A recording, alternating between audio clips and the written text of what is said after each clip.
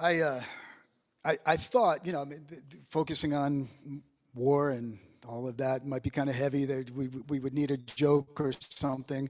I tried to find some jokes, about peace. There really wasn't much that was worth it, but here you go. Today, the inventor of autocorrect has died. Restaurant in peace.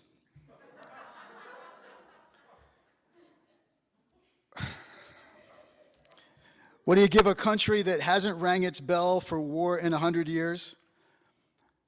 A Nobel Peace Prize. All right. Okay. It's not going to get any better than that. So, all right. The Bible is incredibly realistic when it comes to things like war and conflicts between humans and reminding us of what happened, where we go wrong. Hear this reading from James chapter 4, just the first 2 verses. It says, those conflicts could be translated wars and disputes among you.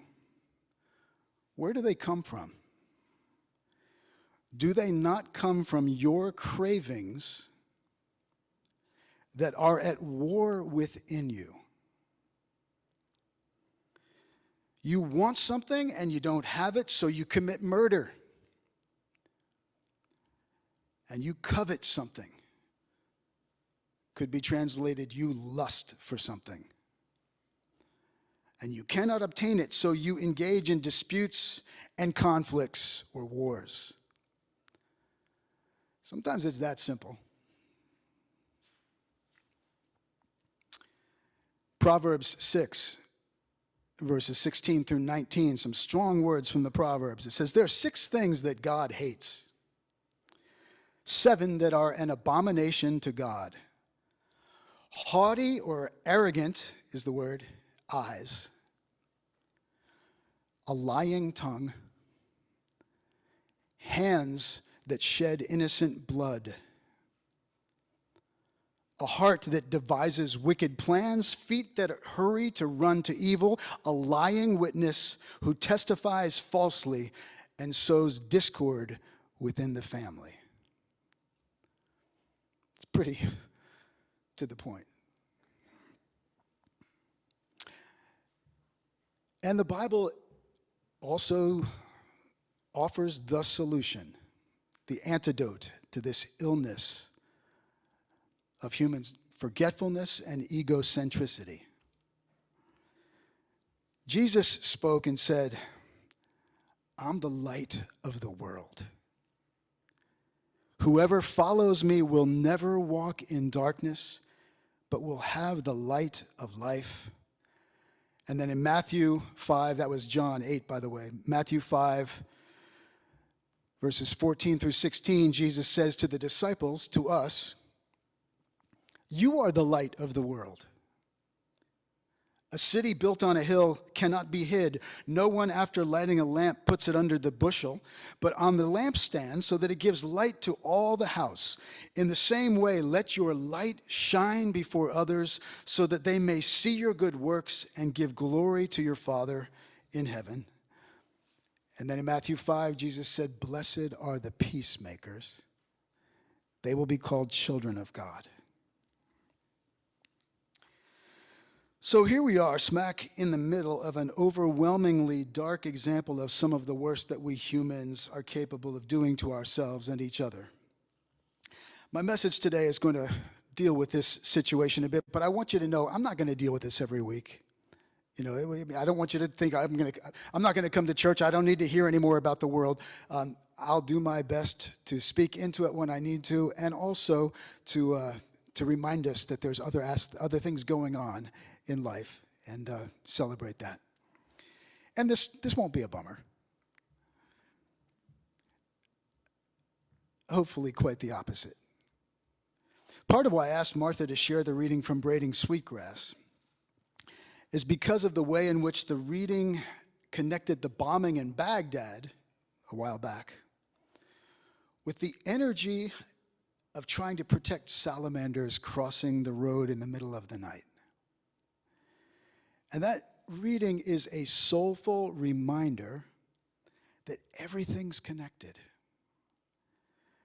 And that paying attention to who we are and what our living is about, and to the quality of our spiritual lives, to our spiritual condition, has power in a way that's very real, even though it may seem small or irrelevant or insignificant when it comes to global events or big-scale conflicts. So my first major point today is this: being light in the world. Jesus said we are the light. Means paying attention to our own individual spiritual condition and remembering that the quality of the presence we bring to this world, to whatever it is we do in the course of the day, in all of our interactions, big, small, there is no big or small in the eyes of God. The little things that we can do make a difference.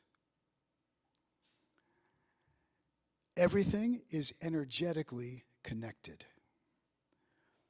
Spiritually, and quantum physics are now making that very obvious, literally. You want to stand for peace and nonviolence and with the suffering people of Ukraine? Be filled with the light and the love of God everywhere. Stand for life, for kindness, for respect, for compassion, patience, the fruits of the Spirit, dignity, everywhere, with your spouse, with your coworkers, with your kids, with the people you get who get on your nerves, with your dog, with your cat, with your ex-partner. And be aware of the opportunities you have every day to help a salamander cross the road. My second point is to remind ourselves that the Jesus path, and I would say the Spirit path in general, the path of divine love and light, is about committing ourselves first and foremost to what we stand for and not to what we're against. Yes, there are times when love means we have to take a stand, embrace the holy defiance that I preached about a few weeks ago. Remember the sermon about Vashti? There are times to say a clear no to injustice and to get literally in the way of something that needs to stop or be stopped or change. But first and foremost, the Jesus path means getting clear about what we are committed to and joyfully, passionately standing for that. There's a woman named Cameron Trimble. She's a friend of mine. She's a pretty well-known speaker, teacher, minister, UCC minister, the founder of the Center for Progressive Renewal and the Convergence Network. And she writes a daily meditation thought, and I'm going to share a piece of her reflection from this last week. She said,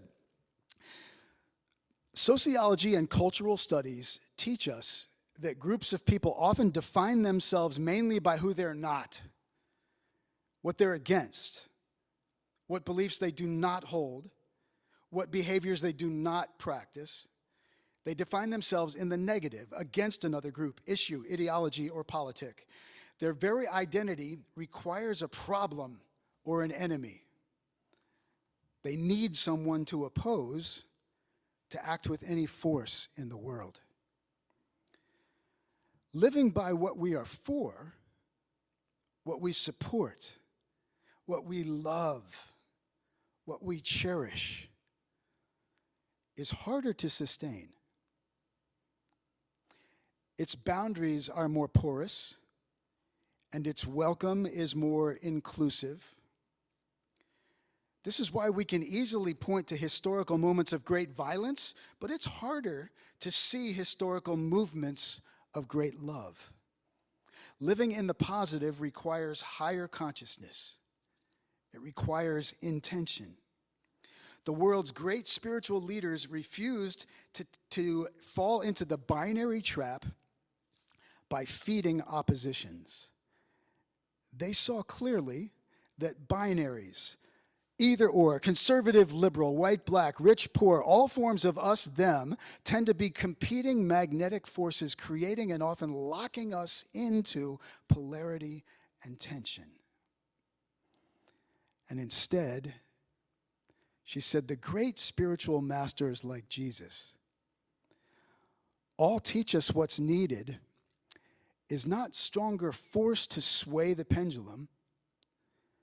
Instead, we need deeper spiritual maturity to see the game for what it is. Theologian and mystic Howard Thurman once said, the awareness of being a child of God tends to stabilize the ego and result in a new courage, fearlessness, and power. I've seen it happen again and again, and Howard Thurman, remember, was one of the greatest influences on Martin Luther King Jr.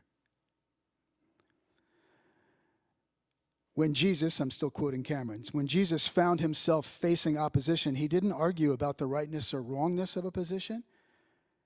He focused instead on human suffering. He focused on the truth that all people on all sides of a conflict are children of God. His question was, where are we wounding each other? Our shared pain and mutual joy are the meeting places of belonging. And she ends by saying, I think about all of this as we watch this war in Ukraine. Yes, we need to do what we can to stop the terrible harm being done. And we must come together not primarily because we're against an enemy, but because we relentlessly stand for love. Because we relentlessly stand for love. I know that standing for love in the face of a murderous military force often feels unrealistic, sentimental, weak, and to some degree downright offensive.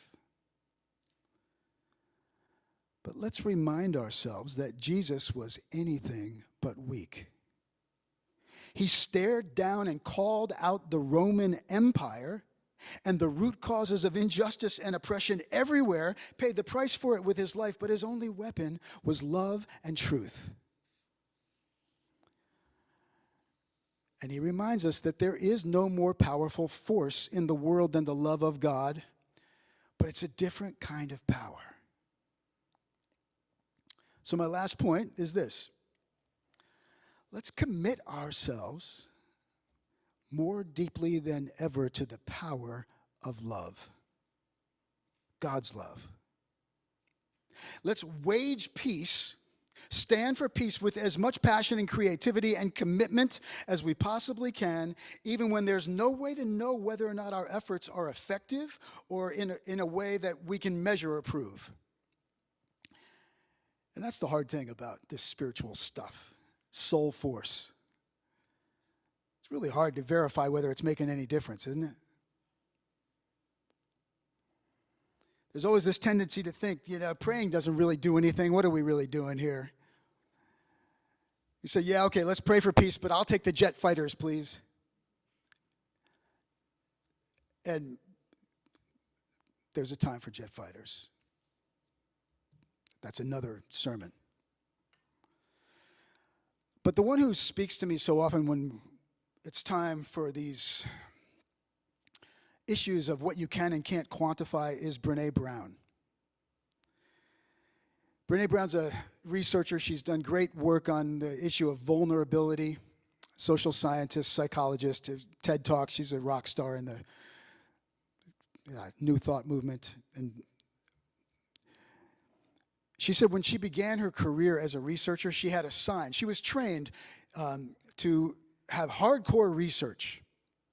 And she said, so she had a sign that guided her work, and it said, the sign read, if it can't be measured, it doesn't exist. And then she said, but after doing all her research, she found that what really made a difference in people's lives were things that could not be measured qualitatively. Like the willingness to risk being vulnerable even after you've been hurt. She She says that's what all her research showed her. It led her to conclusions that were obviously based on her research, but that couldn't be proven or verified. And she came up with the term wholehearted to describe the people who showed up in life with a quality of life and soul and resilience that made them healthy and whole and happy, but that couldn't be proven scientifically. And she was attacked by her peers for drawing the conclusions that she did because they couldn't be verified. And so she said that she hung another sign on her office wall. And this one said, if it can be measured, it's probably not that important. And she kept them both on the wall. Well, love is a different kind of power. This last week, I was watching the news, and there was a general on one of the shows, U.S. general, commenting on things. And he held up his cell phone, and he said, this is the most powerful weapon in the world right now. And you know, it's Women's History Month. So I want to honor some of the women who are showing up in Ukraine with all their bravery. I mean, people are talking about the men going back, taking their children to the border and going back. A lot of women, by the way, are seeing their children to the border and going back and taking up arms in resistance, as well as taking care of the children as refugees. But this general mentioned this one woman in Ukraine who was in her home, refused to leave, and a Russian soldier came into her backyard. And she mustered the bravery to go outside into her yard and to confront this soldier with her cell phone. Not even to take his picture to expose to the world what was going on. She handed him the cell phone and said, "Call your mother. Tell your mom where you are right now. Tell her you're okay."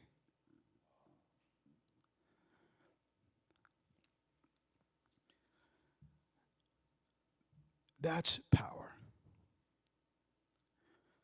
When it's all said and done, it will be those acts that help us find our way back to the light.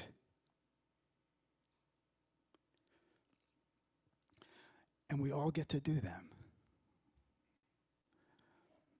You got salamanders in your life. It all matters. It's all connected. So what can we do at this moment when we feel so powerless? Shine the light. Shine the light. Everywhere you can. Bring the energy and the courage of love to everything. So we're going to close now. Tom, let's take a look at these slides. Trish sent me, Trish, come on up here. She's going to read for us a poem. By the way, there's power in art, music, poetry.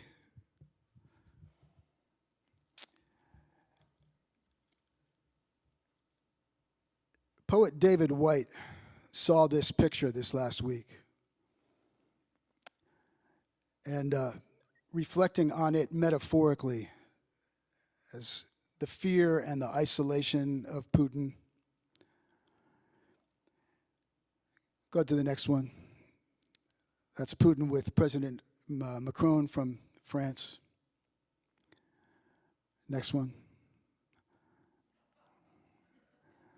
Someone artistically felt inclined to make a point. So I'm going to just invite you to follow along with Trish as she reads this poem.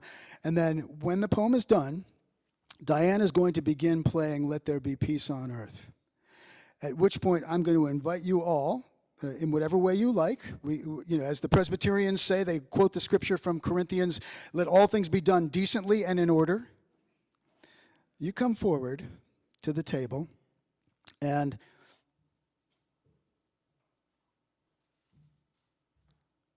we have a bunch of these. These are the same candles we use on Christmas Eve. when we celebrate, we sing Silent Night, we light these candles, we celebrate the light of God coming into the world. The whole point of Christmas is for us to embody that light, to stand for it, to offer it the world when it needs it the most, when things get dark. And so I'm going to invite you to take one of these and light one of these from one of these big candles, these 4 that represent the candle of Christ. And then light one of these little ones, and just in your own silent way, there won't be any speaking. Diane will just instrumentally play Let There Be Peace on Earth. People on Zoom, participate. If you've got candles, do the same. And we will focus our energy, our intention, our prayers for peace. And you can envision Russian soldiers, Putin, women and children and men in Ukraine, your own immediate personal life, whatever. But when we're done, then we will close. You'll go back to your seats, and we'll close by singing together our closing hymn. So listen now, follow along with Trish.